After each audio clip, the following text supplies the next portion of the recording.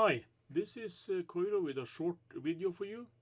The topic of counterfeit chips has been discussed on several YouTube channels recently, and it's a topic I find both interesting and really quite amusing. The reason that I find this amusing, you can see on the picture in front of you. This is a chip that's called a 4164 memory chip.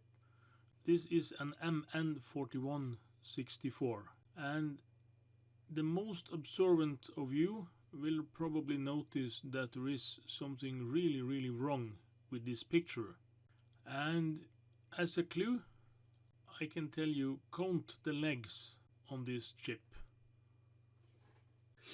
As I've been working in industry at least part-time since the mid-80s, the stories have come up from time to time. The first two major incidences that also was noticeable here in Norway was the stories about counterfeit and forged cache memory chips that's also manifested itself here in Norway.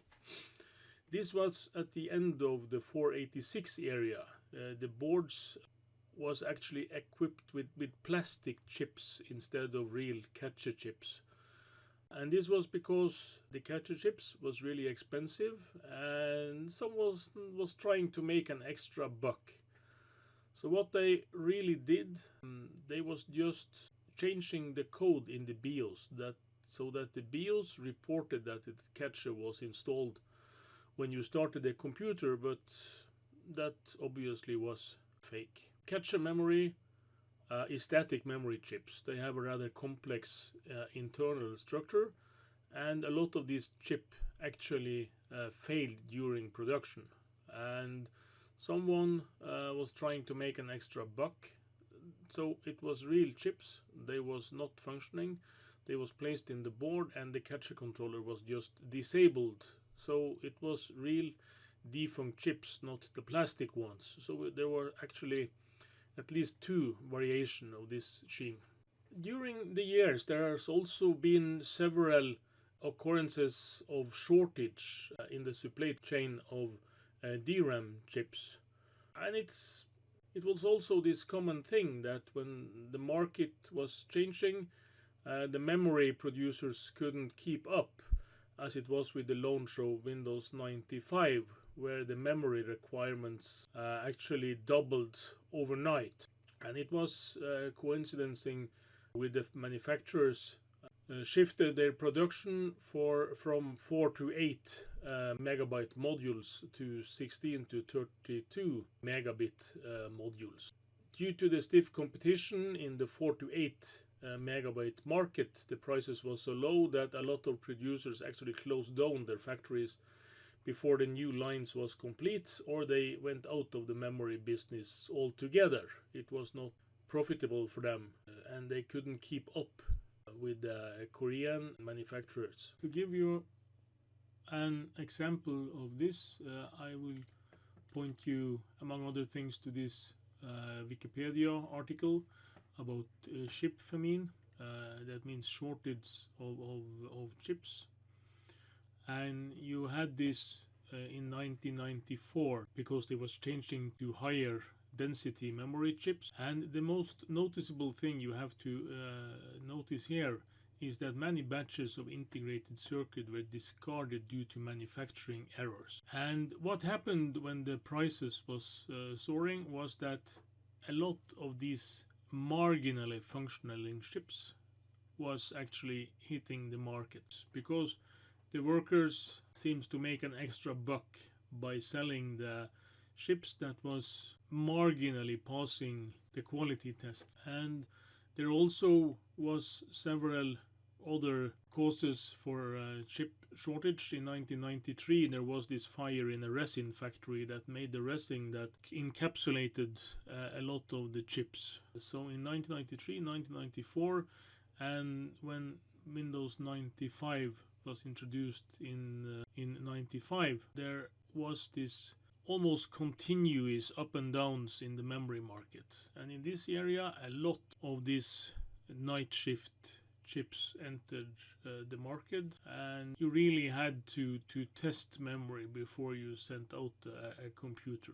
And what's might happening now is that many of these chips are now entering the market from vast catches that might have been lying since the mid-90s. And that's what we see now is a lot of bad marked chips. They could be real chips, they might not be fake, but they might be the night shift chips that's now entering the market. But we are kind of digressing from what I thought should be the main topic today. Are these really new old stock of old fake chips that hitting the market, or is this some industry somewhere where you actually can get away with remarking old chips? So is this a real thing or not? The backdrop of this story is that I actually was getting low of my vintage 4164 type of memory. And this is something that I actually not have restocked since around 98, when I bought batches of several hundred chips as this was going out of fashion and everyone dumped their stock. My stock consisted of a mix of 4164s, 4264s, 4864s, 8264s. The real only difference among these kind of chips is refresh rate, refresh methods, and so on. In some cases, when you change the chips, you have to take one of the pins. For the smaller chips, it was pin 1 that you either keep low or high to choose what kind of refresh technology was going to be used. But now I'm digressing again. Stock, I sought up several suppliers on the net. And as I know from past experience that the quality differs, that the delivery time differs, and I really wanted to test this market. So this was back in the start of 2020.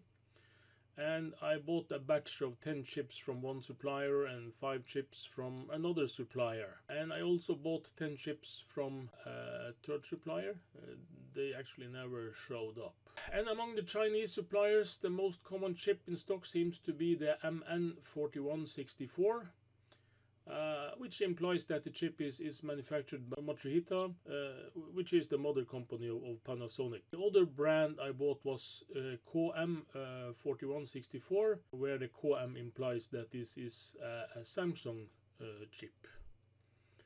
And both of these should be new old stock of chips. I'm really not sure if these chips are even produced anymore. I don't think so, because there are vast catches of these chips around, and if I want to salvage some of my old boards, I probably also have several hundreds. The old memory boards for the IBM PCXT or AT, or some of the compatibles from around the day, is stocked with huge amount of 4164 chips. So there is really no shortage in the world, I think. So why is this happening? Why do some people actually counterfeit these chips? As I said, I ordered 10 pieces of one chip, and this is actually this one. This is 10 pieces, and as you can see, this is the same picture that we saw in start with this code I couldn't interpret, these markings down here. And this chip was estimated delivery February 21. They actually didn't show up until the corona crisis hit, so I think it was April when I got these chips.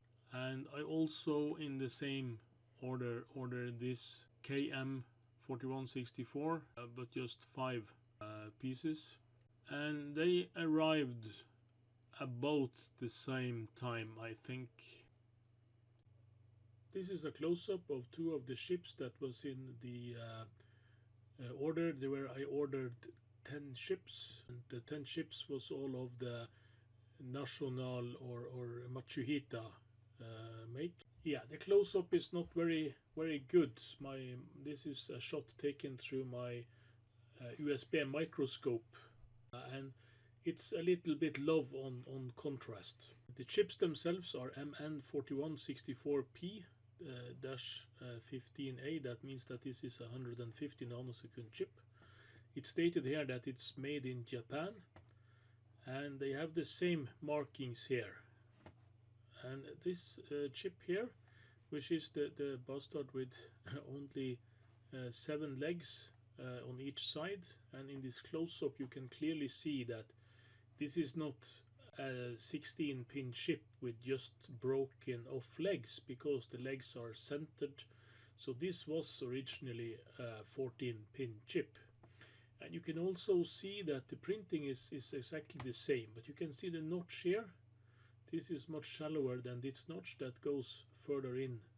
If either of these is original, that's not for me to say. Both of these chips is not working. This I have not been able to identify what chip it is, and this chip that should be a 4164 is not working. So I have not tried and tested the other 8 chips from the same package. I have only tested this one, and of course this one I tested in my Mini Pro programmer. The Mini Pro programmer has the built-in logic chip test, and it also has a way to identify chips that you don't originally know what is. This chip was not identified. So again, this is a bit poor quality on the footage, but this is actually the same chip as on the other photo, just turn around on the back.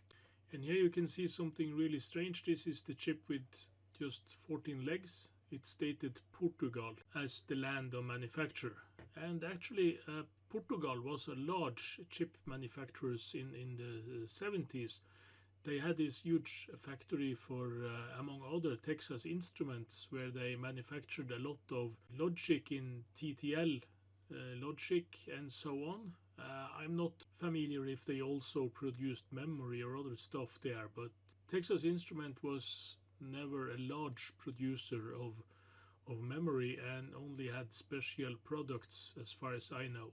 On this other chip that looks more to be a genuine chip, you can't really see this very clearly here, but this states Japan underneath the chip.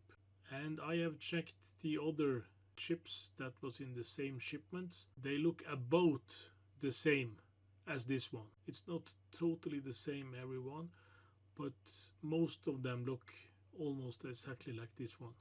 It's not very clear on this picture, but you also can see that the legs themselves is a little bit different, each one of them. And the manufacturers that manufacture these ICs, they normally use the same kind of legs and the same look on the legs on all of their chips. Here you can see this is a narrower kind, and pins in the ends have this asymmetric design. But the most noticeable giveaway is the Portugal name on this one. So how did this happen? If this was a misbranded chip from the same factory, then it probably would not be made in Portugal. And if this was some mismatch in the markings of the chips, I don't think the manufacturers back in the day sent the chips to a total other manufacturing facility to mark the chips. So I really think that this is a genuine case of remarking of chips, and a rather poor one. But 1 out of 10 is maybe what they count on in their quality process. And my guess is that also a lot of people don't care to complain about such small amounts as this. So they probably count on to get away with making these chips. And when I say that these chips is remarked, I'm thinking along the lines that somewhere in the south of China there is this printing factory where you just go with your batch of empty chips with off-script markings, and you come to them and you tell them what you should mark on the chips, and you get away with your batch. and in some cases it's genuine chips. But if they don't have genuine chips, maybe they just take a shortcut like this. They do get away with it from time to time. And me myself, I didn't discover this until in October, November this year, and the warranty and my refund date was back in March, so they got away with it this time. I'm going to try to see if this is just some print. So I'm going to spray on isopropanol and try to rub these markings to see if they are just ink print or if there is solidity in this print. And as you can see, the cotton swab is almost totally clean, and it's not very visual in this picture, but yes, this is probably the best footage I can get of this chip through the microscope. As you can see, there was no change whatsoever when I was rubbing this with isopropanol. So these markings absolutely is a good engraving on the chip. So the mystery remains. Where did this mistake happen? Was it a mistake that was an occurrence, although seldom it was something that could happen? Or is this some mishap in deliberate chip remarking? It remains to be seen, but I will test the others 4164 chips to see if they are working, and that might give us a clue if all the chips are fake or not. So that's it for this short video. I will post a short follow-up to this video when I've tested the other RAM chips. I might have to put some sockets in one of my C64s to actually test them. Thank you for watching. At least, hopefully, I think someone is watching. Thank you.